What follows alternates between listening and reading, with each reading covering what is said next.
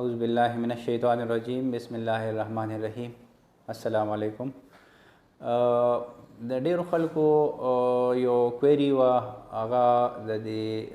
کونډې د انجکشن په باره کې وه. ډیر خلک چې هغه ته اکثر ډاکټر ایډوایس کوي چې تا ته په دې کونډې کې انجکشن لګول دي، نو هغه اکثر ډیر زیات ویریږي او هغه وایي چې یاره هسې نه دا څه نقصان وکړي یا د دې څه نقصانات یا څه اثرات به څنګه وي، نو هغه په اړه کې ډیر یره یي. نو ما وی چې نن د دې په باره کې تاسو سره یو څو خبرې وکړو چې دا لکه د کونډې دا جوړ دی، دغه شان په دې کې دا برنۍ هډوکي دی، داسې دا لاندینۍ دی، په دې په منځ کې دا سپیس وي. دې کې بیا مختلفې بیمارۍ چونکې هغې باندې مخکې مونږ خبرې کړي دي، هغه اسټیوارترایټس چې ورته وایي، هغې کې اکثر د انجکشن یې لګي. بعضې نور هم داسې څه کنډیشنز دي چې په هغې خو هغې په ډیټیل کې زه نن نه ځم، زه ځن صرف سمپل په دې باندې خبره کول غواړم چې لکه د کونډې دا انجکشن چې دا چې دی کې، نو د دې باره کې چونکې تاسو تپوس کړو، نو دا داسې څیز دی د کونډې چې یو خو دا خبره په دې کې ده چې تاسو ته د کمې انجکشنې ضرورت دی او هغه ټایپ انجکشن تاسو ته لګي. بل دا چې تاسو ته څوک لګوي چې آیا د هغه په دې کې ایکسپیرینس دی او که نشته دی. نو د انجکشن لګول چې دي، نو په دې کې چې چا ایکسپیرینس وي، نو د هغه لپاره څه خاص دا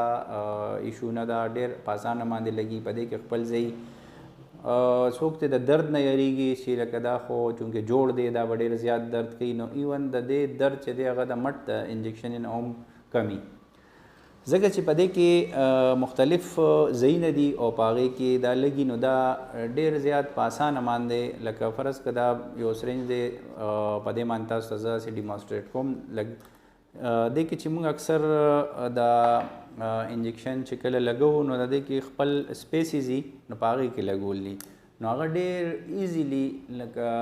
فرض که داسې د دې طرف نه تاسو وګورئ، دلته تاسو ته دونه سپیس ښکاري، نو چې دا کله دې کې لګي، نو دا په دې سپیس کې لګي، نو دا صرف بار نه صرف په سرمن کې ورشي او ډایرکټ بس دې سپیس ته ورسي، نو بس دا ښه په اسانه باندې په دې سپیس کې، داسې د دې بل طرف نه هم په دې سپیس کې دا لګي، ښه په اسانه باندې تاسو چې وګورئ دلته په دې سپیس کې نیډل پروت دی او دې ځای ته انجکشن لګي. دغه شان د بره نه هم لکه یو دوه پوینټس دي، د دې ځای نه هم اکثر مونږ لګوو، هغه هم ښه ایزیلی لګېدی شي. هغه چې د چا ایکسپیرینس پکې ډېري دی، چې کله بیا هغه مونږ وګورو چې یاره آیا د کونډې څنګه ده، نو هغه شان په هغه ټایم کې ډیسایډ کړي چې یاره دته مونږ د کم طرف نه ولګو، د کونډې وله څونه بینډ کو او خو ایزیلی لکه دا دونه مسله ني او نه بیمار ته چې کم دغه دی. اوس فرض که بعضې ټایم کې داسې کسي چې هغه پې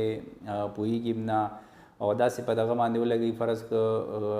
هغه په دې زنګون کې څه انفیکشن دی او په هغه انفیکشن کې ورته هغه څه سټیراید انجکشن ولګوي یا ورته څه بل څه ولګوي، نو هغه خو هغه شان دا نقصان ځکه وکړي. اوس یو کس ته پته ده او تاسو ته یو ډاکټر ریکمنډ کړی ده چې فرض که په دې کې تاسو پی آر پي انجکشن وکړئ، هایلرونیک ایسډ پکې وکړئ، هغه پکې کېږي، یا ایون سټیراید انجکشن پکې وکړئ، خو که هغه ته انډیکیټډ وي او هغه ته ضرورت وي او پراپر ورته ولګي، نو نه نقصان شته بلکې الټا هغه ته فایده ډېره وي.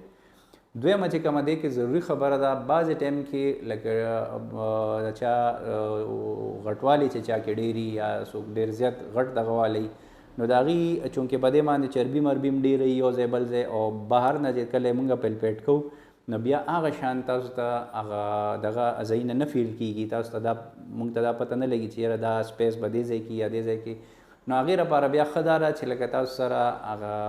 سیام مشین یا ایمیج مشین ورته موږ وایو، هغه ډایرکټ ایکس ری، نو چې هغه کله دغه کړي، نو هغې کې چې کله بیا تاسو موږ انجکشن لګوو، نو موږ ته پکې ښکاري چې یاره دا اوس په دې ځای کې سکرین کې ورته ګورو او چې دا نیډل روان دی، نو دا ډایرکټ د سپیس ته لاړ شي. نو دغه بیا د هغې لپاره ضروري دی، خو هغه په ډېر لږو کسانو کې چې چا کې اکثر دا غټوالی ډېر زیات وي، یا بعضې ټایم کې داسې چې دا جوړې بالکل ختم شوي، په دې کې لکه نارمل انیټمي چې کومه څنګه ده، نو هغه هم خرابه شوي